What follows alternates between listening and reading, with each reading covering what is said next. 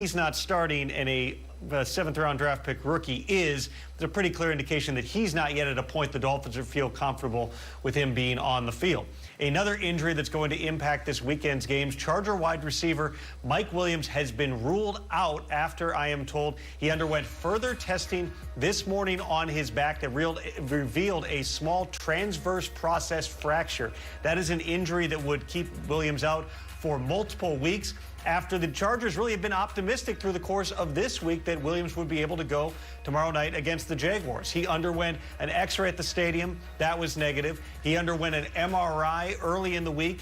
That was negative. He just wasn't progressing. They scanned him again. That's when that revealed this fracture. So now it's going to be Josh Palmer and others stepping up for Justin Herbert, who, between his own rib cartilage fracture and all the injuries around him, has sadly gotten used to playing without full strength this season. Yeah, that's been a recurring theme for the Chargers, and a decision to play Mike Williams there and several other starters in Week 18 that was already scrutinized will go heavily under the microscope even more. Tom, Ian, thank you both very much.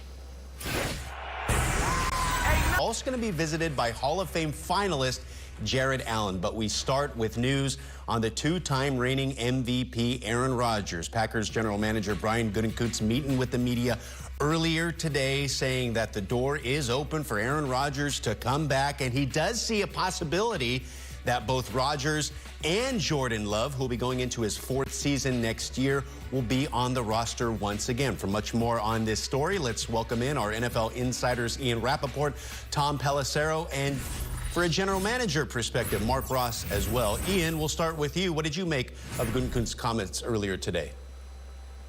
Well, Aaron Rodgers has spent the last several days meeting with Packers brass, and while no decision has been made, and of course Gutekunst being extremely respectful, as he was last year, as he was the year before, and I'm pretty sure the year before that, saying Rodgers is going to take some, maybe the year before that, saying Rodgers is going to take some time.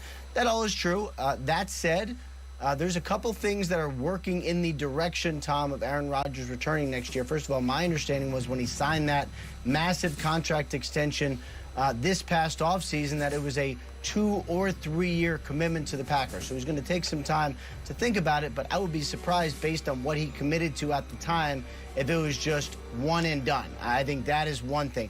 The other thing was it would be, he's going to make a lot of money. 60, I believe, is the number for next year, plus would have to give back signing bonus money if he, in fact, did step away from the game. He definitely deserves time. Take all the time you want, but walking away would be a incredible surprise. And Ian, they did structure that contract in such a way that Aaron Rodgers could walk away, and it really was a year-to-year commitment. But to your point, for 2 or perhaps 3 years, the guarantees dictate that if Aaron Rodgers wants to play, he has the control here with the Green Bay Packers, all of which also leaves his backup quarterback, Jordan Love, in an interesting spot. Love will be going into his 4th year in the NFL in 2023. I would be surprised, based upon what I know, if the Packers would consider trading Jordan Love, even if Aaron Rodgers returns. They've really got him under team control for at least a couple more years, presuming that they exercise Love's 5th-year option for 2024. He's too talented. They've invested too much in him, and he's a bargain for a backup quarterback at around $2.3 million in 2023. Of course, if Aaron Rodgers walks, whether it's this offseason or next offseason, the Packers use a first-round draft pick on Jordan Love, and they do believe, especially after what he showed in limited action this season, that they've got their quarterback moving forward here. Of course, Rodgers sat for 3 seasons behind Brett Favre, and now it's potentially setting up to be a 4th season for Jordan Love behind Aaron Rodgers. From a team-building standpoint, Mark, what did you make of Gutekunst's comments earlier today? Well, he's been saying all the right things, as Ian alluded to, every year when it comes to Aaron Rodgers' time. And basically, this is Aaron Rodgers' team. It's the Aaron Rodgers Packers, and that's a bad situation to be in. It's when you're on a great organization, it's all about the team and what's best for the team in the future.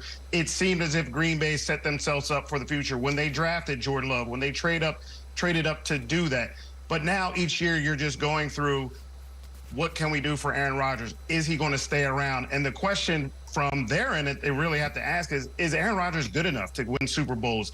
3 years in a row in win-or-go-home situations, he has not played well. This season, he has not played well, and I think that keeps getting brushed under the rug as soon as these games are over last week, now we're talking about whether he's going to be back or not. It's missed that, he really did not play well in that game.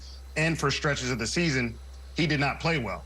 But you're committed to him. You've given him this money. He's not going to walk away from that money. So now you really just have to change the focus and say, what can we do with Aaron Rodgers on this roster? Are we good enough? What can we do to make this roster good enough to win a Super Bowl? And is he still that guy? And I never have seen an older quarterback come back to that MVP form.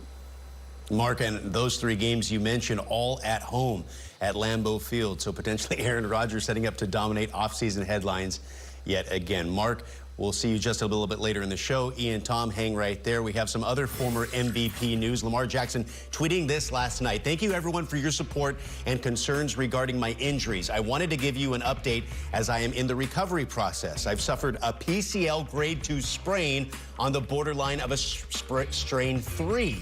There is still inflammation surrounding my knee, and my knee remains unstable. I'm still in good spirits as I continue with treatments on the road to recovery. I wish I could be out there with my guys more than anything, but I can't give 100% of myself to my guys and fans. I'm still hopeful we still have a chance. Here's John Harbaugh addressing the media live in Owings Mills. We saw Lamar put out a tweet yesterday about his injury. Did you know he was going to do that, or did you kind of find out when we did? No, I didn't know anything about that. I haven't paid much attention to it. John, does the team agree with the assessment of it being a grade 2, borderline grade 3? Well, that's the thing. It's not something that we can comment on. The nature of an injury specific is really the only person that can comment on that as a person. I mean, there's laws along those lines. We're educated by the league in terms of what we're allowed to say and what we're not allowed to say. So that's nothing I could ever begin to comment on.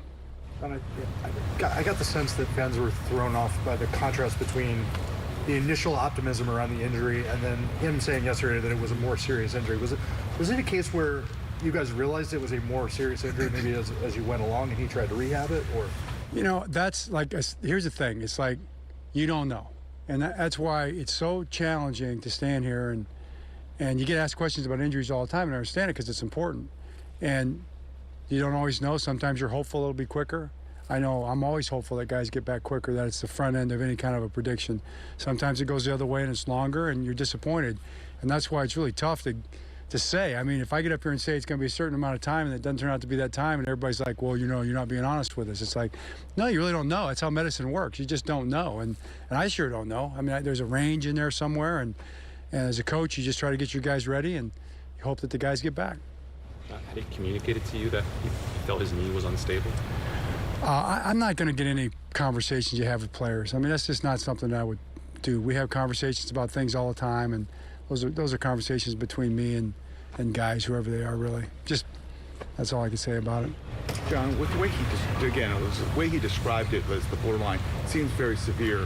In your mind, I mean, do you think if you guys advance, do you think he'll be able to return at all for the playoffs? Well, like I just said, I can't know. I mean, I don't know. So my job and what I'm excited about and what I'm thinking about right now is Sunday. I'm thinking about this team and this practice. We had a great practice today. I'm excited about that.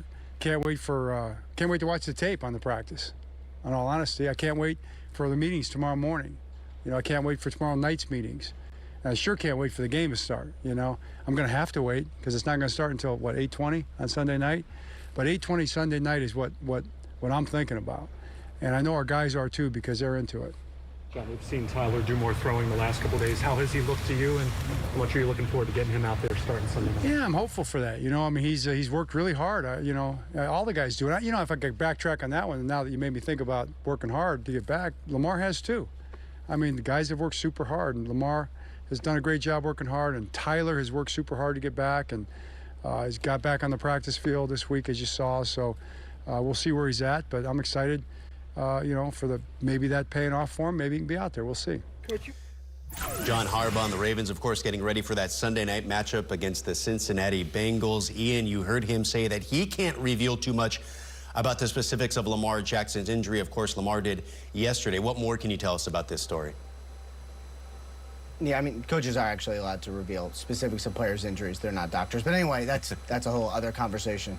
I thought that was really interesting, and I think John Harbaugh really explained the mindset of a coach extremely well, Tom. Like, was he surprised about the tweet? Obviously he was. I think he was surprised at the detail that Lamar Jackson went into. Wasn't going to get into what the diagnosis was or whether the knee was unstable. And by the way,